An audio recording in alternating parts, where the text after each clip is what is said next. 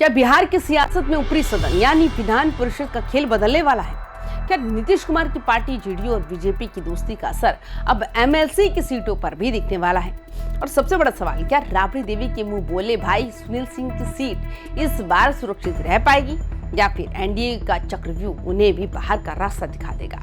नमस्कार, स्वागत है आप सभी का वाइबिन बिहार झारखंड में। मैं हूं आपके साथ मुदिता त्रिपाठी। बिहार की राजनीति में अभी राज्यसभा के बाद अब विधान परिषद का नया गणित चर्चा में है।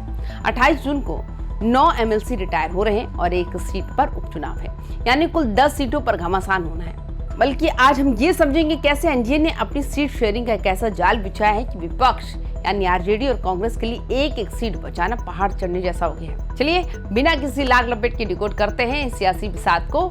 सबसे पहले समझते हैं एनडीए क्या कर रहा है। बीजेपी हो या जेडीयू, इनकी रणनीति बिल्कुल साफ है। वोटिंग का झमेला ही नहीं चाहिए। राज्यसभा चुनाव के दौरान भी हमने देखा था कि कैसे बिना किसी बड़े विवाद के चीजें निपट गई। विधान परिषद में भी यही फॉर्मूला लागू होगा। बीजेपी के पास 89 और जेडीयू के पास 85 विधायक हैं। गणित सीधा है, 3-3 सीटें तो इनकी पक्की है। जेडीयू के पास तो नीतीश कुमार वाली सीट भी आ रही है, तो उनके हिस्से में 4 एमएलसी पद तय हैं। अब बचा विपक्ष। आरजेडी और महागठबंधन के पास कुल मिलाकर सिर्फ 41 विधायक हैं। नीति के हिसाब से एक एमएलसी सीट जीतने के लिए जो जादुई आंकड़ा चाहिए वो इनके पास है ही नहीं। यानी विपक्ष अगर अपना दूसरा उम्मीदवार उतारता भी है तो वो हार निश्चित है। इसी वजह से एनडीए चाहता है कि चुनाव निर्विरोध हो जाए। सोचने वाली बात यह है कि जब किसी सदन में विपक्ष के पास नंबर ही नहीं तो क्या वो अपना उम्मीदवार उतार कर अपनी कमजोरी सार्वजनिक करना चाहेगा? राजनीति का पुराना उसूल है, अगर लड़ाई हारनी है तो मैदान में उतर कर अपनी बेइज्जती क्यों कराना।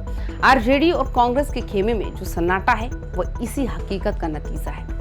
उन्हें पता है अगर उन्होंने दूसरा कैंडिडेट उतारा तो एनडीए के पास मौजूद 174 विधायकों का भारी बहुमत उनकी जमानत तक जब्त करवा सकता है।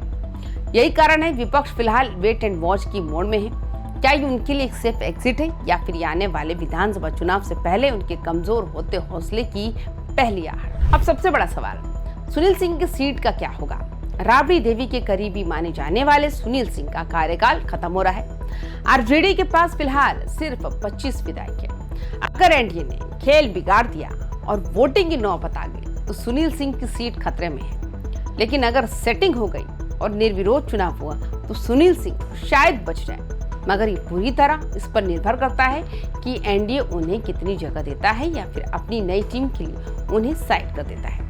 इस बार विधान परिषद में पुराने दिग्गज कम, नए चेहरों की एंट्री ज्यादा दिख रही है। बीजेपी का तो साफ कहना है सब नए चेहरे। सम्राट चौधरी खुद सीएम बन चुके हैं। संजय मयूख का नाम कहीं और चल रहा है, तो बीजेपी अपने 3 नए मोहरे बिछाएगी। इनमें सवर्ण कोटे से ब्राह्मण और 2 अन्य जातियों से अति पिछड़ा और गैर पिछड़ा चेहरे होंगे। ये सोशल इंजीनियरिंग का सीधा मतलब है कि आने वाले विधानसभा चुनाव में बीजेपी अपनी पकड़ मजबूत करना चाहती है। वही जेडीयू की बात करें तो वहां गुलाम गौस और भीष्म सहनी जैसे पुराने चेहरों को रिप्लेस किया जाना लगभग तय है। निशांत कुमार का नाम तो फाइनल है। पार्टी इस बार अति पिछड़ा, ईबीसी, मुस्लिम और दलित वर्ग को साध कर एक ऐसा मजबूत समीकरण बनाना चाहती है जो सीधे आने वाले चुनाव की नैया पार लगा सके। जेडीयू के भीतर जो फेरबदल हो रहा है उसे सिर्फ एक बदलाव मत मानिए, इसे मास्टर स्ट्रोक की तरह देखिए।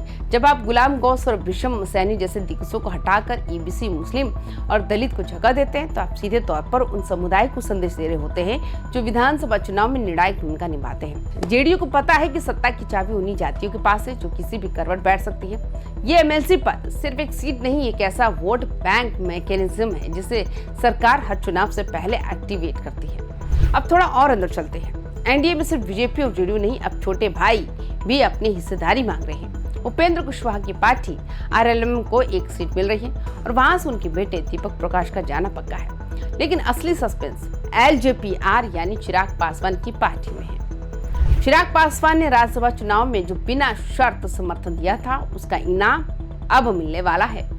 चर्चा है कि चिराग के भांजे सीमांत मृणाल को विधान परिषद भेजा जा सकता है। मृणाल अभी युवा विंग देख रहे हैं और विधानसभा चुनाव में भी एक्टिव रहे थे। अगर वो जाते हैं तो ये चिराग के परिवार का राजनीति में अगला बड़ा कदम होगा। उनके अलावा वेद प्रकाश पांडे और हुलास पांडे के नाम पर भी चर्चा तेज है। चिराग पासवान का फॉर्मूला भी यही है। उनके पास 19 विधायक हैं, 6 की कमी है जो बीजेपी आसानी से पूरी कर देगी। यानी चिराग का एमएलसी तो तय है। और आखिर में चिराग पासवान के भांजे सीमांत मिडाल की एंट्री को देखिए। चिराग सिर्फ अपनी पार्टी नहीं बढ़ा रहे, वो अपनी लीगेसी यानी विरासत तैयार कर रहे हैं। जिस तरह से उन्होंने राज्यसभा चुनाव में बिना शर्त समर्थन देकर बीजेपी और जेडीयू का दिल जीता, उसी का ये रिटर्न गिफ्ट हो सकता है। अगर उनके परिवार का कोई सदस्य विधान परिषद पहुंचता है तो लोजपा रामविलास के पास सदन के भीतर अपनी एक अलग और मजबूत आवाज होगी। ये चिराग के उस आत्मविश्वास को दर्शाता है जो उन्हें आने वाले विधानसभा चुनाव में किंग मेकर या किंग की रेस में खड़ा करना चाहता है। तो अब आगे क्या?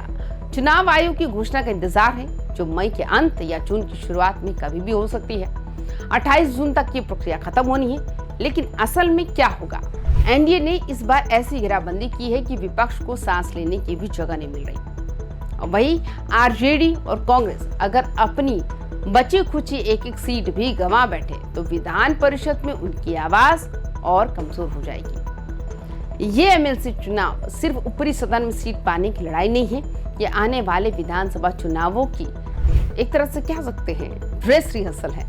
कुल मिलाकर एनडीए पूरी तरह से सेम मोड में है। उन्हें पता है अगर वो अपनी सीटों का बंटवारा सही से कर ले तो विपक्ष की कोई दाल गलने वाली नहीं। अब देखना यह है क्या सच में विपक्ष बिना किसी लड़ाई के अपनी सीटें सरेंडर करता है या फिर कोई चौंकाने वाला मोड़ आता है। तो आपको क्या लगता है, क्या सुनील सिंह अपनी सीट बचा पाएंगे या नहीं? क्या चिराग पासवान अपने भांजे को एमएलसी बनवाकर अपनी ताकत दिखा पाएंगे या नहीं? कमेंट बॉक्स में अपनी राय जरूर बताएं। बिहार की राजनीति के इन अंदरूनी खबरों के लिए हमारे चैनल YBN बिहार झारखंड को सब्सक्राइब जरूर करें। इस वीडियो पसंद आए तो लाइक शेयर करना ना भूलें। मिलते हैं अगली वीडियो में, तब तक के लिए रखिए अपना ख्याल। नमस्कार।